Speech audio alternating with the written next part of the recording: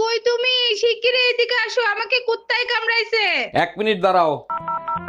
Hello doctor, আমার বউরে কুত্তায় কামড়াইছে, বড় কোনো সমস্যা হবে না তো? অরুণ সাহেব, খুব দ্রুত ইনজেকশন দিতে হবে, তা না হলে জলতঙ্ক রোগ হতে পারে। হয়ে যেতে পারে মানে অলরেডি হয়ে গেছে। যারে দেখে তারে কামড়ায়, পাগলের মতো ব্যবহার করে। আপনি থাকেন, আমি এক্ষুনি কুত্তা নিয়ে আসতেছি।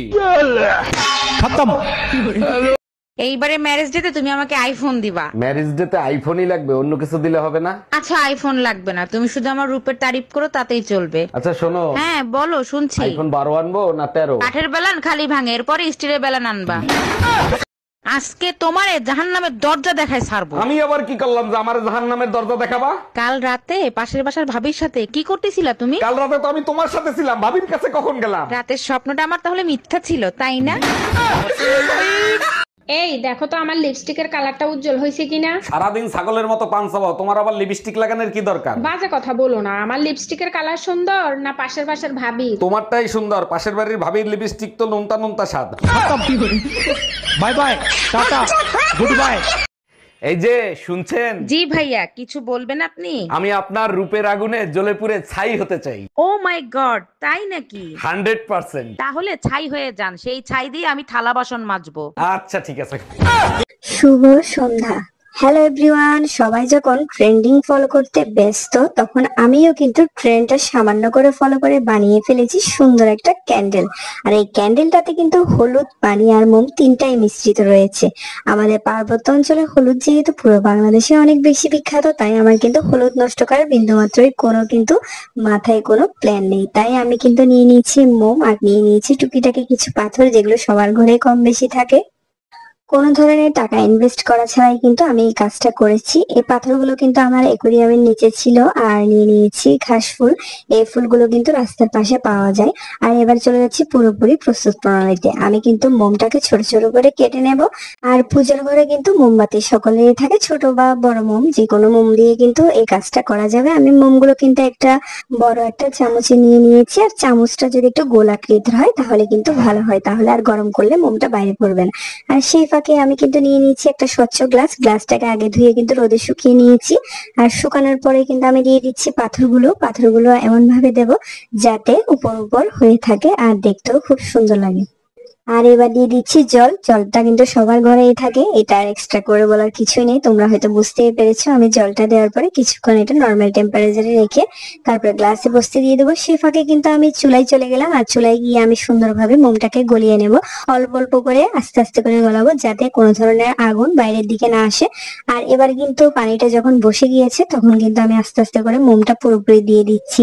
এভাবে করে আমার 5 থেকে 6 বার মোমটা দিয়ে আস্তে আস্তে করে বসাতে হবে। দেখতেই পাচ্ছি প্রথমবার মোম দেওয়ার পরে কিন্তু ঠিক এভাবে ফাটা ফাটা হয়ে আসবে। আর তারপরেই কিন্তু আমি দ্বিতীয়বার আবার একটা লেয়ার দিয়ে দিচ্ছি। এভাবে করে 5 থেকে 6 বার লেয়ার দিতে হবে। লেয়ার দেওয়ার পরে দেখতেই পাচ্ছ নিচ থেকে তোমাদেরকে জুম করে একটু দেখিয়ে দিচ্ছি, ঠিক যেন মনে হচ্ছে সমুদ্রের নিচে কিছু রয়েছে ওরকম।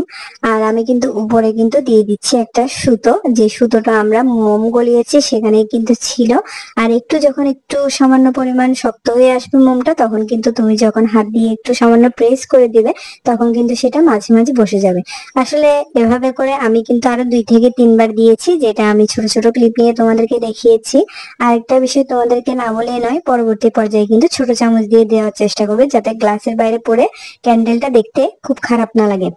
আর যেহেতু এখন ট্রেন্ডিং এ চলছে পানির উপর হলুদ দিয়ে, সবাই ট্রেন্ড করছে ফেসবুকে বা ইউটিউবে, ট্রেন্ডিং এর থেকে ভাইরাল হওয়ার থেকে খুব বেশি দরকার নিজের ক্রিয়েটিভিটি দেখিয়ে নিজে একটা ভালো পজিশনে থাকা। সবসময় যদি ভাইরাল আর ট্রেন্ডিং এ থাকা যায় তাহলে কিন্তু কখনো পেজ গুলো ভালো একটা পর্যায়ে যায় না। কার কি মত জানি না, আমার যেটা মনে হয়েছে সেটা আমি শেয়ার করেছি। কারো মতো না করে আমি নিজের মতো করে কিন্তু ট্রেন্ডটা বানিয়েছি, জানি না কার কেমন লেগেছে। এবার কিন্তু আমি সামান্য পরিমাণ মোম নিয়ে সেখানে কিছু হলুদ দিয়েছি। হলুদটা যেহেতু একটু পাতলা হয়েছিল আমি আবার দ্বিতীয়বার আর একটু করে হলুদ দিয়েছি। এভাবে করে ভালো করে মিশ্রণটাকে করে নিয়েছি। আসলে আমি নিজে একটু কনফিউজ ছিলাম আসলে কি হলুদটাকে ভালো করে মোমের সাথে কি আসলে সুন্দরভাবে গলবে কিনা বা সুন্দরভাবে কি জিনিসটা থাকবে কিনা। আমিও যেহেতু প্রথমবার ট্রাই করছি, তাই আমার কিন্তু মাথায় অনেক কিছু ঘুরছিল। দেখছি না, খুব সুন্দরভাবেই কিন্তু মিশ্রণটা হয়ে গিয়েছে।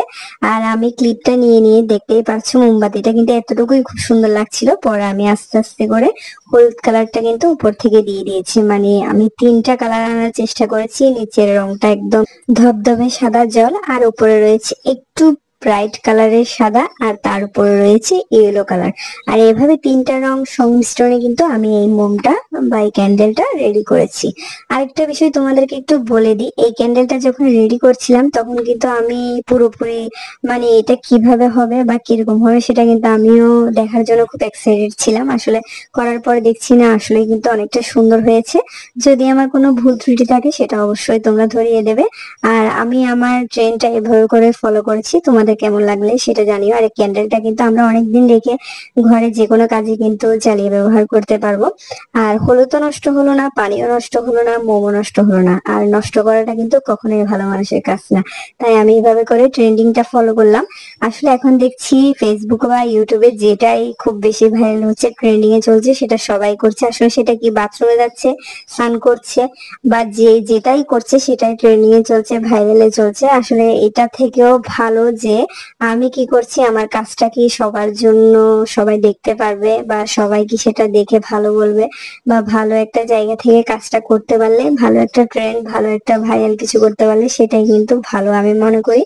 কে কিভাবে দেখছি সেটা জানি না, যে যেটা করছে সেটা যে আমারও করতে হবে এমন কোনো কথা নেই। কে কি করছে সেটাকে মাথায় রেখে নিজে যদি কিছু ক্রিয়েটিভিটি দেখাতে পারি বা নিজে যদি কিছু করতে পারি তাহলে সেটাই কিন্তু অনেস্ট। আসলে আমার যদি কোনো ভুল থাকে সেটা তোমরা ধরিয়ে দিবে। আর যাদের ভালো লেগেছে অবশ্যই লাইক, কমেন্ট আর এইভাবে করে পাশে থাকবে।